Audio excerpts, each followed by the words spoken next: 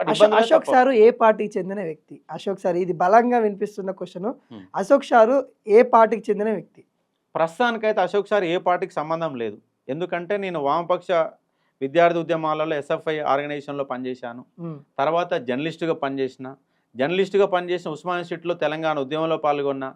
నమస్తే తెలంగాణ పత్రికలో పనిచేసిన. వార్తా పేపర్లో, ఆంధ్రజ్యోతిలో, సాక్షిలో అన్నింటిలో పనిచేసిన. ఉమ్. ఒక విద్యా వ్యవస్థ పైన అవగాహన ఉంది. ఎందుకంటే నేను డబుల్ పీజీ హోల్డర్ని, పిహెచ్డి ఇవన్నీ కూడా చదివిన అంటే మీరు కారణంగా. రాజకీయ నాయకుడు గారంటారు. రాజకీయ నాయకుడు, రాజకీయ అవతారం ఏతలేదు. నేను మన ఉమ్. పోటీ చేసిన ఇండిపెండెంట్గా పోటీ చేసిన కదా. ఉమ్. అది కూడా విద్యార్థులకి వెళ్ళి ఒత్తిడి వచ్చినప్పుడు ఇండిపెండెంట్ పోటీ చేసిన. మరి ఎవరు నేను అంటే అశోక్ సార్ ఎవరు అంటే ఏం చెప్తారు? సామాజిక ఉద్యమకారుడు. ఉమ్.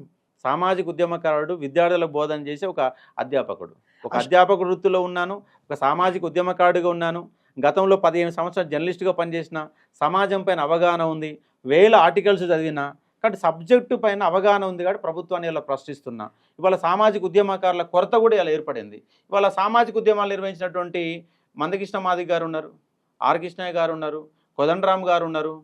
ఈ తరం పోతే నెక్స్ట్ తరంలో అసలు సామాజిక ఉద్యమకారులే కనపడని ఒక పరిస్థితి ఏర్పడుతుంది.